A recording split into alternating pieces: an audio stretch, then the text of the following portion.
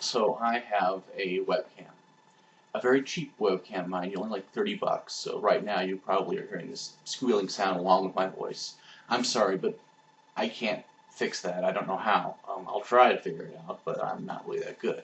But this webcam has me thinking about this digital age we're living in, and I'm going to talk about that for a minute. So if you're interested, keep listening. If not, close the window. It's not that hard.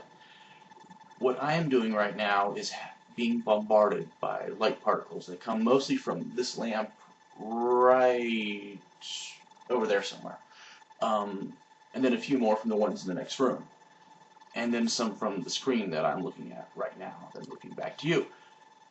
And those light particles, those photons, bounce all over the place, and I don't feel it because they have practically no real mass, but they can be detected by certain materials like those in my eyes, or those that, once this light bounces through this very cheap lens and onto the very cheap sensor, causes electrical signals that are analog at the time, but then put through hardware within this thing right there to make a digital signal that's put through a wire into my computer, and then from there it's cleaned up, the audio is fixed up a bit, the video is compressed so it doesn't take up as much space and can get sent somewhere much more easily.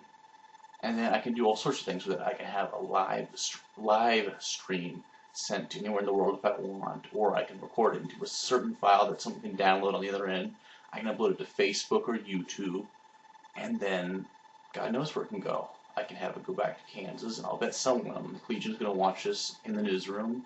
If you're, nice job, bud, whoever you are. I'm betting it's going to be Adrienne or Christian because they said they like this stuff.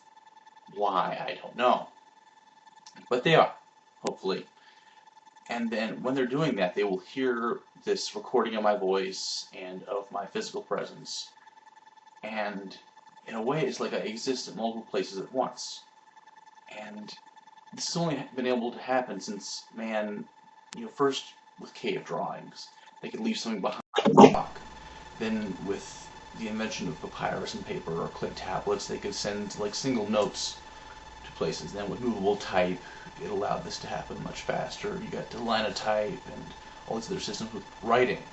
And then Bell made the phone, and we can make our voice shoot to other places. And radio, coupled with that, let it be multiplied. And now we've gotten to where I can pay 35 bucks plus a certain amount a month for my internet connection, and then I can make people in another state, in another country, in outer space even, see and hear me.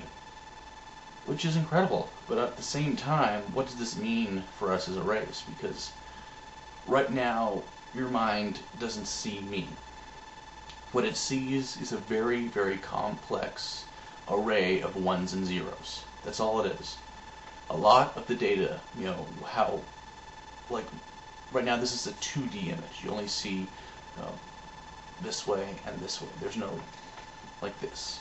None of it. And you don't see much detail because you only see about 320 pixels this way and 240 pixels this way. That's all the dots you get here. But because I move around a bit and because it keeps refreshing about 30 or so times a second, your mind isn't able to truly know the difference. It can tell that something isn't right about this, but it goes, well, that looks enough like Logan, so it must be him. And in this digital age, we more often not just send like a video of ourselves, or we call on the phone, and then we don't meet in his person as much as we used to.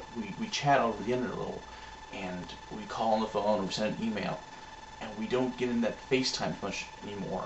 So it begs the question: what's happening to us when so much of our communication, so much of our human connection occurs not in real world to the fullest extension, but through a series of ones and zeros?